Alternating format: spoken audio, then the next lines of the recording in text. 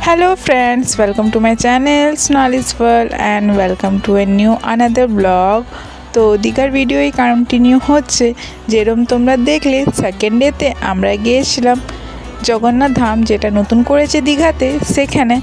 তারপর আমরা মন্দিরে দর্শন করে পর চলে গেছিলাম ওল্ড দীঘাতে। অনেক খাই আছে, দেখো জলটা দেখো দুটো কালার দেখাচ্ছে। এই দিকটা আলাদা কাদা কাদা, ওই দিকটা গ্রিন গ্রিন দেখাচ্ছে। এইখানে ওল্ড দীঘাতে এসে পর দেখি জলের রং দুরকম দেখাচ্ছে। দেখো দূরের দিকে কি সুন্দর ব্লু গ্রিনিশ কালারটা দেখাচ্ছে, আর সামনে দেখো যেহেতু ঢেউটা বেশি আসছে হয়তো ওই জন্য জলটা একটু নোংরা নোংরা কালারটা দেখাচ্ছে। আর ওই দূরের দিকে যে জলগুলো রয়েছে সেগুলো কিন্তু ঢেউ দেখতে পাচ্ছিলাম না আমরা। সামনের জলগুলোতেই শুধু ঢেউ আসছিলো, সেটাও আবার দুভাগ করে আসছিলো। সেটা তোমরা বিকালের ভিডিওটাতে দেখতে পাবে কিভাবে ঢেউগুলো আসছিলো। দুপুরবেলা যেহেতু প্রচুর রোদ ছিল তাই বেশিক্ষণ আর ওইখানে তো বসে থাকতে পারিনি। কিছুক্ষণ ঢেউগুলো দেখে পর চলে এসেছিলাম এরকম ছোট ছোট যে সিটিং এরিয়াগুলো করা রয়েছে ওল্ড দীঘাতে, সেখানে এসে বসে গেছিলাম। আরও অনেক জায়গায় আমাদের ঘুরতে যাওয়ার প্ল্যান ছিল, যেহেতু রোদটা প্রচুর দিচ্ছিল তাই ওখান থেকে কিছুক্ষণ বসে পর রেস্ট করে পর বেরিয়ে গেলাম এবার আমাদের রুমে গিয়ে পর এবার ফ্রেশ ট্রেশ হয়ে নেব, একটু রেস্ট করব, দিয়ে আবার বিকেলবেলা বেরোবো। দেখো টাইম হচ্ছে প্রায় 2টার মতন। রোদ নেওয়া যাচ্ছিল না, এতটা গরম ছিল সেদিন। আর তারপর আমরা সকালে যেহেতু সবাই বিচে গিয়ে চান করেছিলাম, অনেকক্ষণ জলেই ছিলাম, মানে সকালেই উঠেছিলাম, তাই আর সকাল থেকে 2টো বেজে গেছে, কেউ আর রেস্ট নেয়নি, তাই ভাবলাম একটুর জন্য রুমে চলে যাই, আবার বিকেলে বেরোবো ঘুরতে। তাই দেখো সবাই আবার টোটো ধরে চললাম রুমে। নিউ দীঘার থেকে ওল্ড দীঘা যেতে যে নতুন জগন্নাথ ধামটা করেছে সেটা তোমরা রাস্তার গায়েই পাবে। দেখো জায়গাটা এখন ফাঁকা ফাঁকা রয়েছে, যেহেতু মন্দির বন্ধ হয়ে গেছে। আগের ভিডিওতে যেরকম আমি বলে দিয়েছিলাম ওপেনিং টাইম আর ক্লোজিং টাইমটা, তোমরা আগের ভিডিও না দেখে থাকলে চেক আউট করে নিও, আমি ডিসক্রিপশনে লিঙ্কটা দিয়ে দেবো আগের ভিডিওর। দিয়ে রুমে এসে পর রেস্ট টেস্ট করে নিয়ে পর এবার ওই 4:30-5টা নাগাদ সময় হয়, আমরা বেরিয়ে গেলাম আবার রেডি হয়ে ঘুরতে যাব। কোথায় যাই দেখি, অনেক ইচ্ছা ছিল সবারই বেশিরভাগ মোহনা যাবার, তাই ভাবলাম চলো দীঘা মোহনার থেকে ঘুরে আসি, যেখানে নদী আর সমুদ্রের মিলন হয় সেই জায়গাটাতে চললাম আমরা সেখানেও আবার টোটো করে নিয়েছিলাম। টোটোতে এক একজনের 30 টাকা করে নিয়েছিল।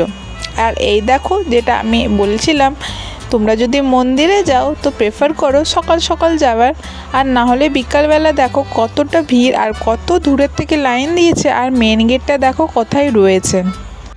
মন্দিরের বাকি ডিটেলগুলো আমি সব আমার লাস্ট ব্লগে শেয়ার করেছি, তো তোমরা নিশ্চয়ই গিয়ে দেখে নিও কীভাবে জগন্নাথ ধাম যাবে আর কীরকম কী কন্ডিশন ওইখানে। চললাম আমরা মোহনার দিকে, অলমোস্ট পৌঁছেই গেছি। দেখো সাইডে রয়েছে সাগর। এইখানে আমরা যাবার টাইম যেহেতু লাইন টোটোগুলোতে গিয়েছিলাম, আসার সময় আমাদের যেহেতু লেট হয়ে গেছিলো তাই সেরকম গাড়ি ঘোড়া কিন্তু ওইখানে পাওয়া যায় না। তো তোমরা গেলে গাড়ি রিজার্ভ করে ওইখানে যেও, যদি তোমরা এরকম ইভিনিংয়ের টাইমে যাবে। সকালবেলা গেলে মনে হয় না অসুবিধা হবে বলে। দিয়ে দেখো চলে এলাম আমরা মোহনাতে, আর এখানে মার্কেটেই দেখো বিক্রি হচ্ছিলো বেশ বড় বড় ইলিশ।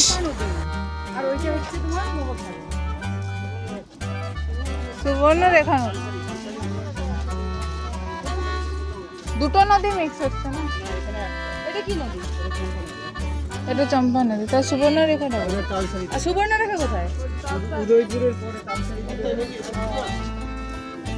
এইখানে আমাদের ঠিক করে জানা ছিল না, তাই একটা লোকাল দাদাকে জিজ্ঞাসা করছিলাম এটা কি নদী। দিয়ে পর এবার চললাম বিচের সাইডে।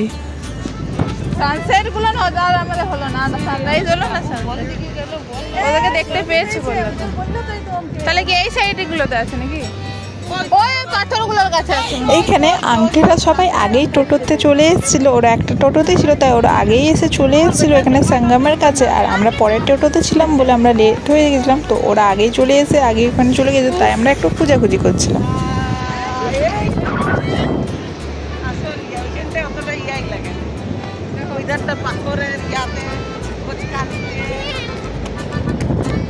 যতগুলো বীজ রয়েছে সবাই নিজের নিজের মতন করে, মানে একটাও তুমি বীজ সেম দেখতে পাবে না, সবাই বিভিন্ন বিভিন্ন রকম রয়েছে। আর দেখো এখানে প্রথমে ভাইয়ের দেখতে পেয়েছে আবার কাঁকড়া, দিয়ে এখানেও সেই ছোট ছোট কাঁকড়ায়। তো চলে এলাম আমরা, আমিও দেখতে দৌড়ে দৌড়ে দেখি কিরম কাঁকড়া। না না ফাঁকাটা এইদিকে যাবো, এতে যাবো না, ফটো তুলবো না, আজকেও সানসেটটা দেখতে পেলাম।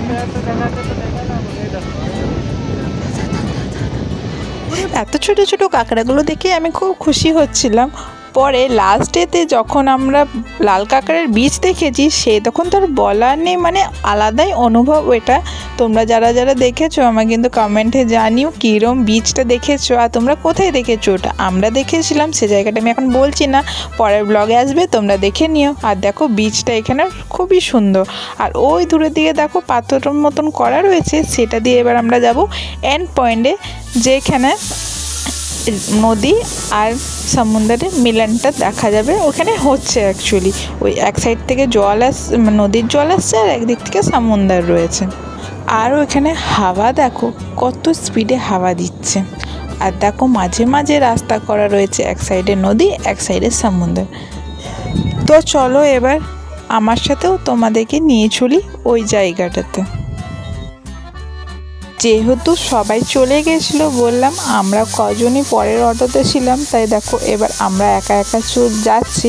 আর বেশ সুন্দর লাগছিল। আর আমার একটু ভয় করছিল, যেহেতু দেখো এখানে না প্রচুর ফাঁক ফাঁক রয়েছে, তো ভয় করছিল যদি ফোন পড়ে যায় তাহলে আর পাবো না মনে হয়, তাই খুব সাবধানে রাখছিলাম। আর দেখো ফোকাসও প্রচুরবার ডিস্টার্ব হয়েছে, যেহেতু হাওয়া প্রচুর দিচ্ছিল, প্রচুর পরিমাণে হাওয়া দিচ্ছিলো এখানে। মারা তো পুরো দূর অবধি মানে আগে অবধি যায়নি, যেহেতু মাঝে রাস্তাটা একটু খারাপ ছিল, তাই মা আর ওমানটি দেখো এই জায়গাটাতে আর ক্রস করে ওই পারে যায়নি, ওরা এত দূর এসে ফিরে গিয়েছিল। আর আমরা দিয়ে এখানটা একটু রিস্কি জায়গা রয়েছে, তো দূরে দূরে নামলে অসুবিধা নেই, তো আমরা এখান থেকে ক্রস করে আরও আগে গিয়েছিলাম। ওই একটু জায়গা জানি না কেন ওরকম ফাঁকা রয়েছে, আর ওই লম্বা লম্বা টাইপের সিমেন্টের পাথরগুলো দিয়ে রয়েছে, বাকিটা এইরকম রাস্তাই রয়েছে, সিমেন্টেড প্লেন রাস্তা। মাছটা হয়তো খারাপ হয়েছিল বা কিছু হবে রিজন, হয়তো ওই জন্য ওরকম করা রয়েছে। আর আমি এই জায়গাটা না নেটে দেখেছিলাম না, তো আমার কোনো আন্দাজা ছিল না। আর দেখো সেদিন এমন হয়েছে আমার জামার কালার আর পাথরের কালার সব ম্যাচ হয়ে গেছে। পরে যখন আমি সব ফটোগুলো তুলেছি দেখছি সব মিক্স হয়ে গেছে। তারপর এত যে হাওয়ার জন্য অনেক ফটো হেজিও চলে এসছে ড্রেসটার সাথে, তো কিছু আর কলার নেই, না জানা থাকলে কী হবে। ঠিকই আছে, অনেক ফটোই ভালো এসছে, কিছু টুকটাক খারাপ এলেও ক্ষতি নেই। আর এইখানে দেখাচ্ছিলাম দেখো এই সাইডে নদী রয়েছে আর এই সাইডে সমুদ্র রয়েছে। আর দেখো এবার সামনের দিকে আমরা চলে যাচ্ছি, একদম ওই এন্ডের ওই দিকটাতেই বাবা আঙ্কেলরা সবাই রয়েছে। ওরা আমাদের আগে যেহেতু অনেকটা এসে বসেছে, ওরা আরামসে বসে মানে লাইট থাকতেই ভালো ভিউটা দেখেছে। আমরা যতক্ষণে এসেছি দেখো হালকা হালকা অন্ধকার হতে স্টার্ট হয়ে গেছিলো। আর ওই দেখো ধরে রায় আঙ্কেলকে ওইখানে সেলফি নিয়ে ফটো তুলছে, আর এইখানে বাবা আর রায় রয়েছে এখানে। দিয়ে তারপর আমিও ভাইকে ফোনটা একটু ধরিয়ে ধীরে ধীরে আমিও ওই জায়গাটাতে নেমেছিলাম।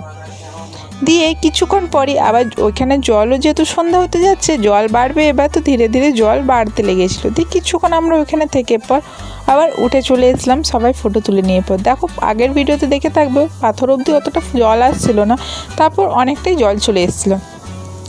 আর বেশ অন্ধকার ছিল, কেন কেউ সেখানে সেরকম লাইটের বন্দোবস্ত নেই, আর রাত্রেবেলা সেরকম ওখানে কেউ যায় না। তাই দেখো এবার আমরা ব্যাক করার টাইম দেখলাম টুকটাক স্টল লেগেছিল, তো ভাবলাম চলো দেখি কি। তো এখানে শাঁখা রয়েছে আর শাঁখ রয়েছে যেটা বাজানো হয়, তো সবাই টুকটাক এখান থেকে শপিং করে নিল। এইখানে যে আন্টিটা শাঁখা বিক্রি করছিল সে আমাদেরকে বুঝিয়েও দিচ্ছিল কীভাবে আমরা ডুপ্লিকেট আর অরিজিনাল দেখে বুঝতে পারবো। তো তোমরাও আমার সাথে দেখে জেনে রাখো, তোমরা ওই ট্রিকটা ট্রাই করতে পারো।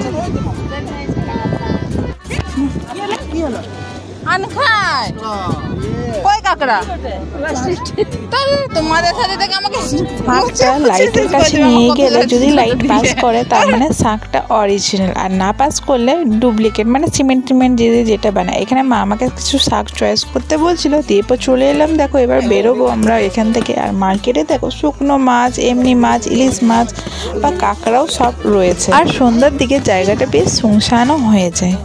তোমরা প্রেফার করো সকালের দিকে আসা। ইলিশটা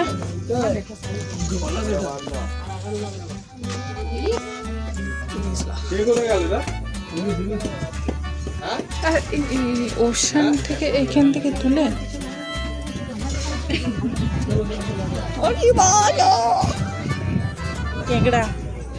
নাও খাবে কি বাবা, কত খাবে? তাহলে এগুলো খায় না তো কি করবে? দিয়ে এবার আমাদের যেহেতু লাক ভালো ছিল, আমরা একটা অটো পেয়ে গেছিলাম ওইখানে। একটা অটোতে আমরা রিজার্ভ করে পর চলে এসেছিলাম আবার ওল্ড দীঘা। আর টুকটাক শাকের শপিং করে নিয়েছিলাম। দিয়ে দেখো ওল্ড দীঘাতে এসে দেখি এত সুন্দর লাইটনিং করা রয়েছে ওল্ড দীঘা।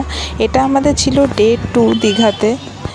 আমরা নিউ দীঘাতে স্টে করেছিলাম। তো সকালে যেরকম আমরা এসেছিলাম ওল্ড দীঘা, তো তখন তো শুধু ঢেউ দেখতে পেয়েছি আর রোদ্রে সেরকম আমরা কিছু ঘুরেছিলাম না। তাই ভাবলাম যাবার বেলায় মোহনার থেকে তাহলে ওল্ড দীঘাটা ঢুকে পর আমরা যাব আমাদের রুমে।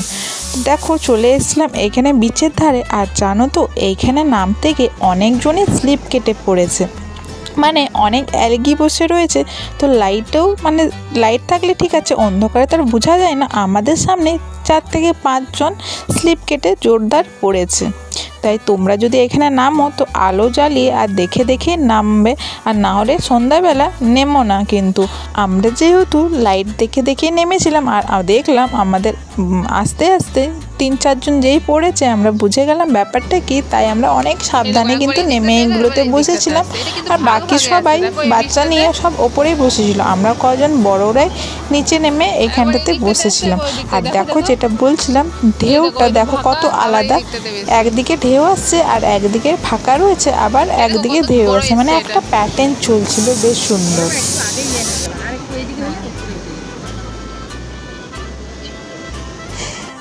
অনেকক্ষণ আমরা এভাবেই বিচের সাইডে বসে রইলাম। সেদিন আমাদের ডে 2 ছিল দীঘাতে।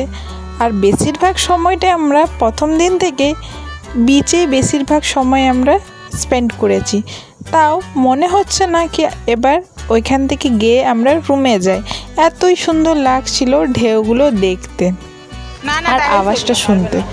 দিয়ে বেশিক্ষণ তো আর থাকা যাবে না, সাডেনলি খুব জোর বৃষ্টি চলে এসেছিলো। তাই আমরা এবার ফিরে যাচ্ছি আমাদের হোটেলে।